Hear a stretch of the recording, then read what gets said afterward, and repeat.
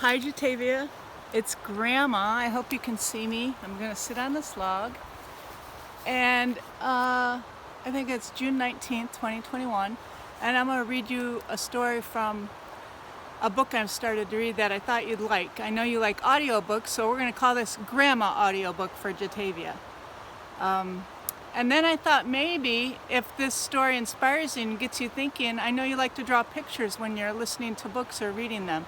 So maybe you can draw a picture of what you hear and send it to me. That'd be great. Let me get my glasses on and then I'll get the story started. Let's see.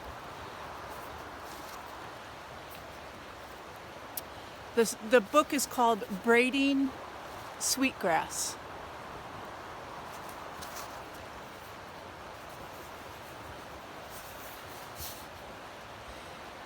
She fell like a maple seed, pirouetting on an autumn breeze.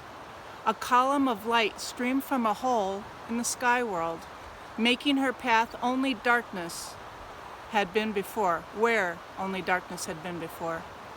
It took a long time to fall. In fear, or maybe hope, she clutched a bundle tightly in her hand.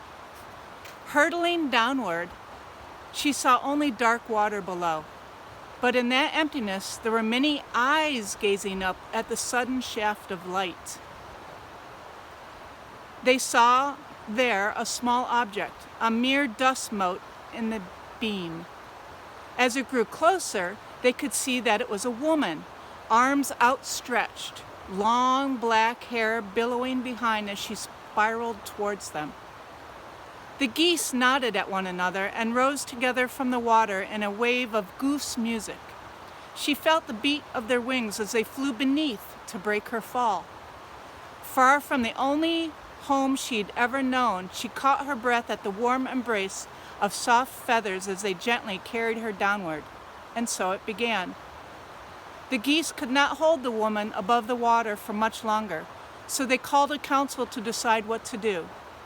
Resting on their wings, she saw them all gather: loons, otters, swans, beavers, fish of all kinds. A great turtle floated in their midst and offered his back for her to rest upon. Gratefully, she stepped from the goose wings onto the dome of his shell.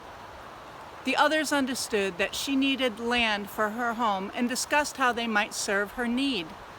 The deep divers among them had heard of mud at the bottom of the water and agreed to go find some.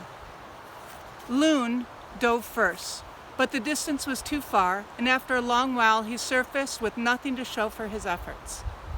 One by one, the other animals offered help: otter, beaver, sturgeon, but the depth, the darkness, and the pressures were too great for even the strongest of swimmers. They returned gasping for air with their heads ringing. Some did not return at all. Soon, only little muskrat was left, the weakest diver of all. He volunteered to go while the others looked on doubtfully. His small legs flailed as he worked his way downward, and he was gone a very long time. They waited and waited for him to return, fearing the worst for their relative, and before long, a stream of bubbles rose with the small, limp body of the muskrat. He had given his life to aid this helpless human. But then the others noticed that his paw was tightly clenched, and when they opened it, there was a small handful of mud. Turtle said, "Here, put it on my back, and I will hold it." Skywoman bent and spread the mud with her hands across the shell of the turtle. Moved by the extraordinary gifts of the animals, she sang in thanksgiving and then began to dance, her feet caressing the earth. The land grew and grew as she danced her thanks from the dab of mud on Turtle's back until the whole earth was made. Not by Skywoman alone, but from the alchemy of all the animals' gifts coupled with her deep gratitude. They formed what we now know as Turtle Island, our home. Like any good guest, Skywoman had not come empty-handed. The bundle was still clutched in her hand. When she toppled from the hole in the sky world, she had reached out to grab onto the tree of life that grew there. In her grasp were branches, fruits, and seeds of all kinds of plants. These she scattered onto the new ground and carefully tended each one until the world turned from brown to green. Sunlight streamed through the hole from the sky world, allowing the seeds to flourish. Wild grasses, flowers, trees, and medicine spread everywhere, and now that the animals too had plenty to eat, Minnie came to live with her on Turtle Island. And that's the end of the story. I thought there are no pictures in this book, so I thought maybe you could listen to the story again and again and maybe draw some pictures for the story. I thought it was a really neat, different creation story about the world that you would like. I'm going to get the video camera and show you where I am. I'm sitting by a river on a trail called Oxbow Bend in Denali, Alaska. And then I will send this video to you. I love you, and I hope you like the story, and I'll try to read more to you. Let me get the camera and show you where I am. So I'm in the forest. I've been hiking through here, and there's a nice river over there. You can see it, and maybe you can hear it.